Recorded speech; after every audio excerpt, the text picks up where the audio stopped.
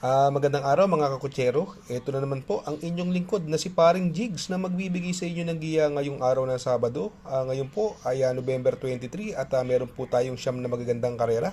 Halos lahat po ay may premyo. Kung may mga kursunada kayong dihado, isama nyo po yun. Itong aking giya ay purely review and analysis ko lamang at walang halong information. Simulan na po natin.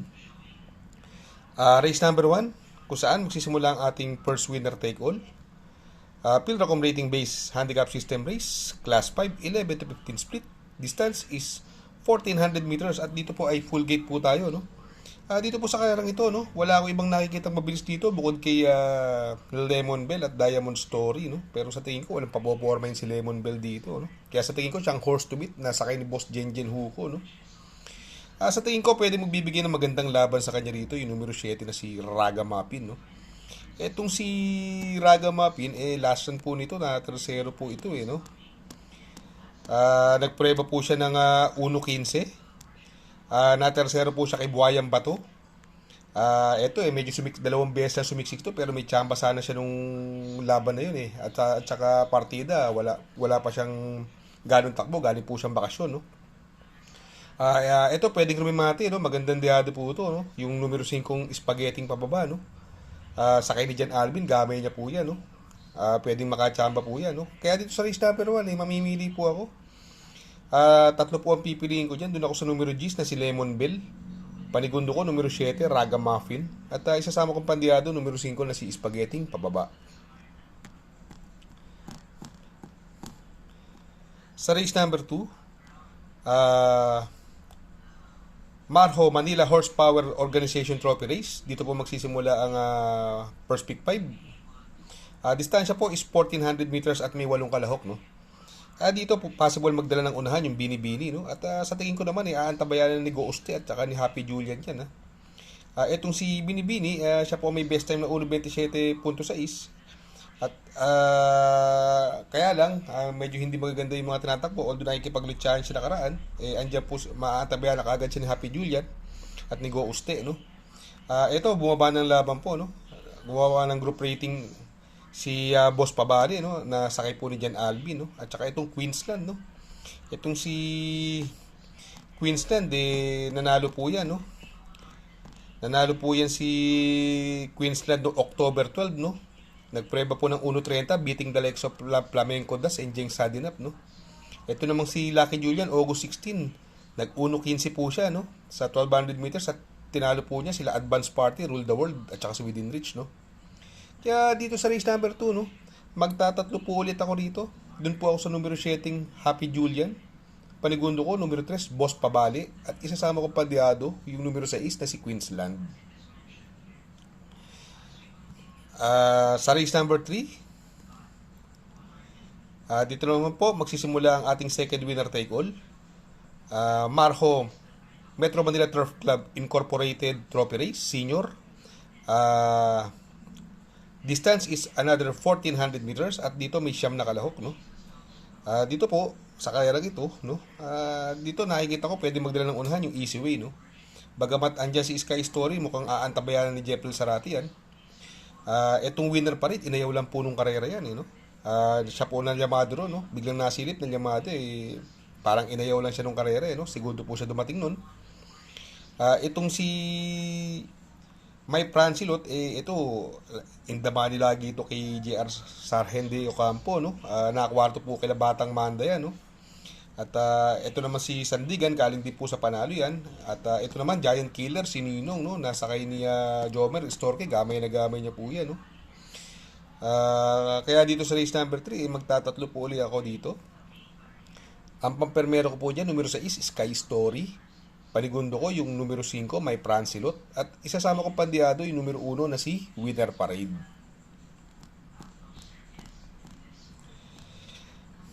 Sa race number 4, dito po, magsisimula ang pick 6. Marho SMC New Naiya Infrastructure Corporation Trophy Race.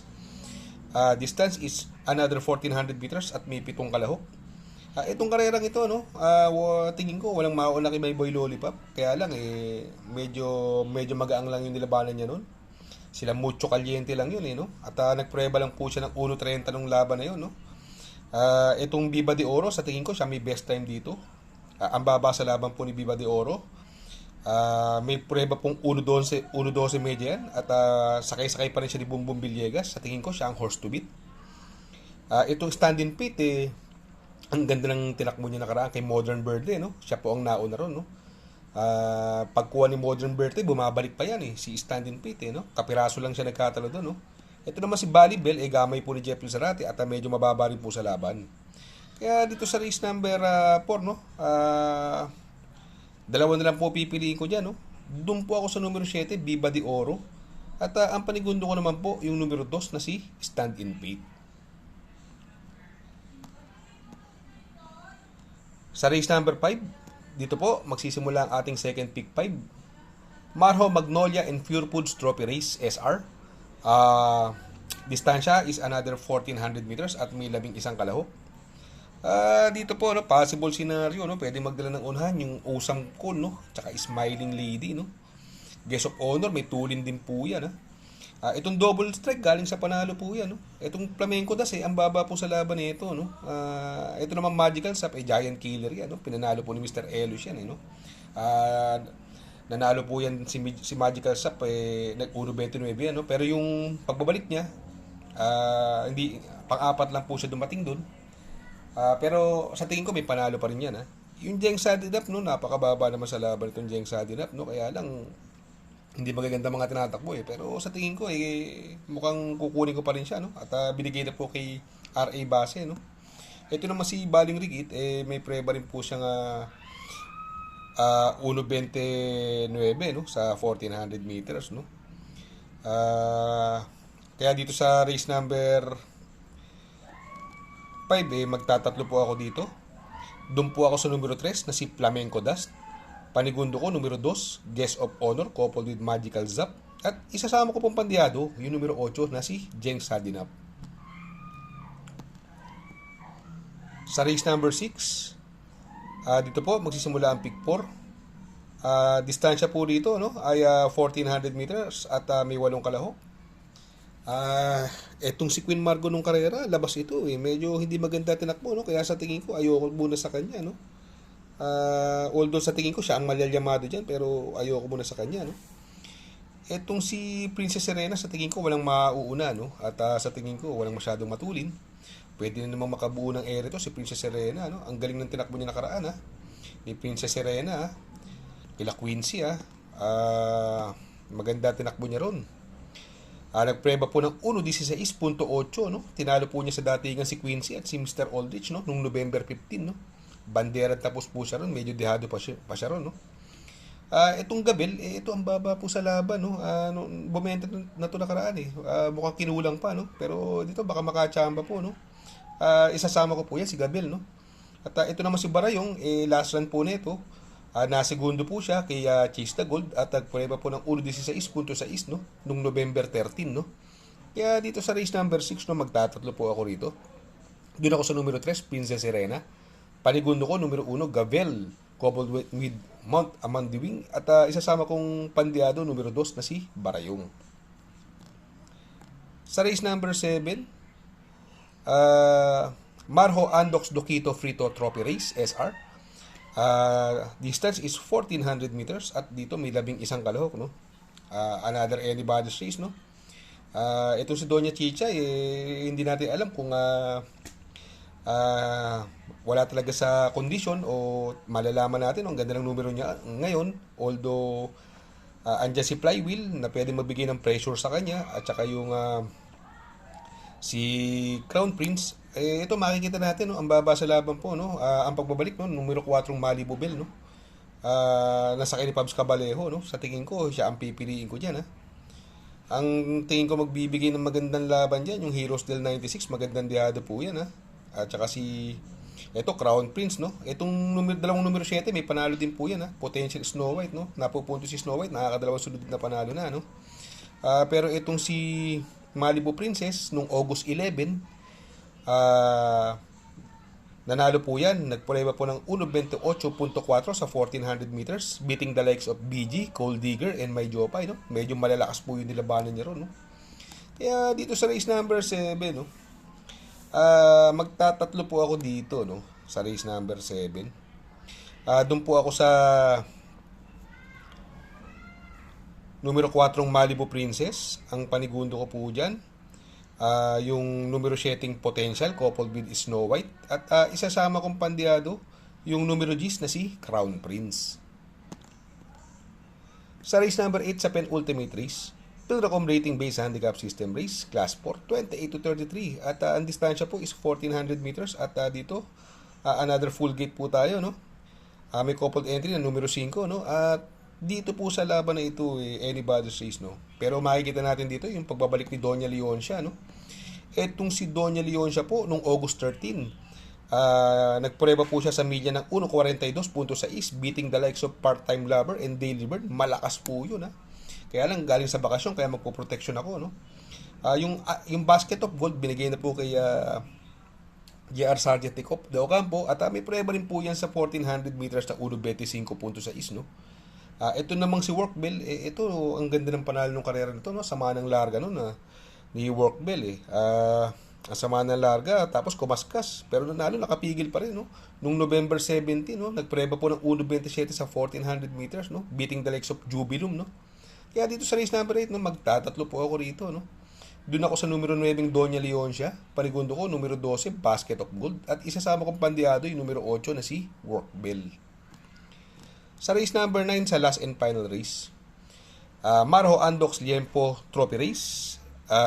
Distance is another 1400 meters at may 11 kalahok, another anybody's race. Dito po, no, sa tingin ko rito, no, doon po ako sa numero 7 Footloose, no, sa sakay ni Isaac Aguila, no. Nung huling lumaban to, bumenta to, no. Kaya lang walang nakuha, no, pero mukhang siya ang pipiliin ko dito dahil sa tingin ko mababa sa laban. Ang panigundo ko po diyan yung numero 9 Rain Go Away, no, na sakay ni Tanya Navarroza, no. Sa tingin ko siya ang re-remate rito, no. Ang magandang pandihado ko po rito yung numero 4 Winsome Maxine, sa tingin ko siya ang magdadala ng unahan dito, no, sakay ni si Charles Reyes, no. Itong Lava Walker, ang sama ng tinakbo ng karera, bugaw ng karera ito, no, nagpreba lang ng 1.19.8. May panalo rin po yung numero 10 na si Golden 8 sa laban na ito, at yung numero 1 Rahabago, no. Pero para sa akin, no, magtatatlo po ako dito sa race number 9, no. Ang pili ko po dito, no, doon ako sa numero 7 Footloose. Ang panigundo ko yung numero 2 na Rain Go Away, at isasama kong pandiado numero 4 na si Winsome Maxine. Shoutout nga pala kay Sir Pax ng Barkadahan OTV. Located po siya sa 1139 New Antipolo Street, Corner Vargas. Malapit lang po sa Abad Santos, yung bagong ginawang tulay. Very convenient and attentive po ang mga tao. Pwede po kayong mag-EB at party while betting on racing. Shout out, mega shout out sa ating mga tropa dyan sa Barkadahan OTV. Ang address po niyan 1139 New Antipolo Street, Corner Vargas. Shout out, mega shout out kay Sir Paxi Villar, Piwi Pulintan, Alvin Priginal, Imo Rodriguez, Arnel Lorenzana, Dudoy De Jesus, Makmak Villar, at kay Sir Manny Caplis. Mega shout out po sa inyo. Mega shout out kay Boss Oyi, Sir Omeng, Mr. Drake, Boss Jero, from Orly, Tagumpay. Good luck mga kakutsero. Sana po matapat ang ating giya, at yung mga nakasunod, sana po ay magsitama po kayo. Ako yung makikiusap lamang at makikisuyo sa inyo na please like, share, subscribe, and hit the notification bell para update kayo sa aking mga giya. Good luck po and happy racing.